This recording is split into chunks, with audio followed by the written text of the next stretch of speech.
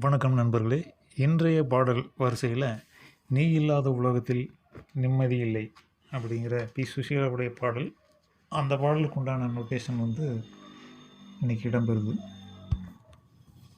நீ இல்லாத உலகத்திலே நிம்மதி இல்லை, புண்ணியமில்லாத